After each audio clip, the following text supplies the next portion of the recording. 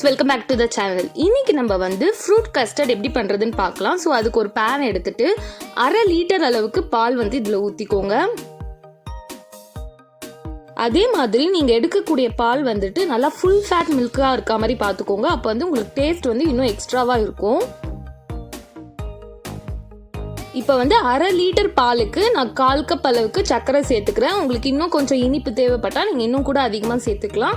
இதை சேர்த்துட்டு நீங்கள் நல்லா வந்து மிக்ஸ் பண்ணிக்கோங்க. அடி பிடிக்காம பார்த்துக்கோங்க, அதுதான் ரொம்ப முக்கியம்.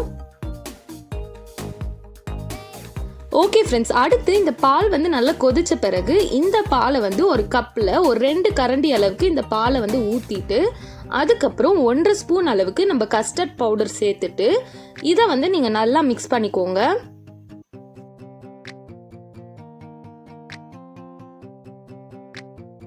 நீங்கள் வந்து நார்மலாக சூப்பர் மார்க்கெட்டில் போயிட்டு கஸ்டர்ட் பவுடர் அப்படின்னு நீங்கள் தேடினாவே உங்களுக்கு ஈஸியாக வந்துட்டு கிடைக்கும். ஸோ கஸ்டர்ட் பவுடர் வச்சு நம்ம ஐஸ்கிரீம்ஸு, கேக்கு, அந்த மாதிரி நிறைய விஷயம் வந்து நம்ம இந்த கஸ்டர்ட் பவுடரில் செய்யலாம். இப்போ வந்துட்டு நீங்கள் நல்லா மிக்ஸ் பண்ணிக்கோங்க. அப்போ தான் எந்த விதமான கட்டித்தன்மைலாம் இல்லாமல் இருக்கும்.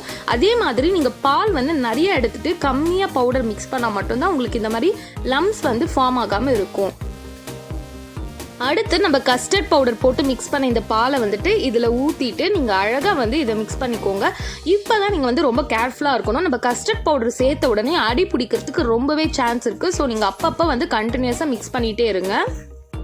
நீங்கள் வந்துட்டு இந்த கஸ்டர்ட் பவுடர் மிக்சர் சேர்த்த உடனே உங்களுக்கு இமீடியட்டாக வந்து உங்களுக்கு இந்த மாதிரி பால் வந்து நல்லா திக்காகிற கன்சிஸ்டன்சி வந்து உங்களுக்கு இமீடியட்டாக நீங்கள் நோட் பண்ணலாம். மேக்ஸிமம் 5 மினிட்ஸில் உங்களுக்கு இந்த மாதிரி வந்து பால் வந்து நல்லா திக்காக ரெடி ஆகிடும்.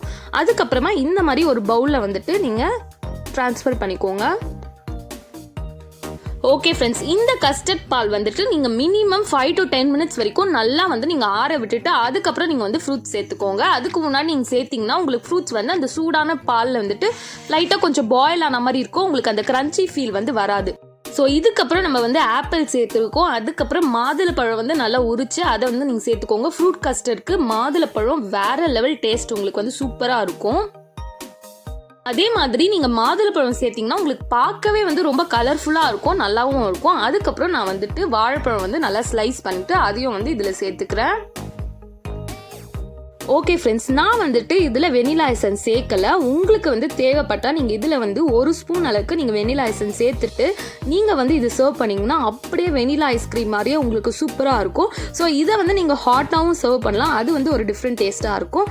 அது மட்டும் இல்லாமல் நீங்கள் மேக்ஸிமம் 2 to 3 ஹவர்ஸ் வரைக்கும் நீங்கள் ஃப்ரிட்ஜில் வச்சுட்டு இதை வந்து நீங்கள் சில்லுனும் வந்து ஒரு டெசர்ட் மாதிரி நீங்கள் சர்வ் பண்ணலாம்.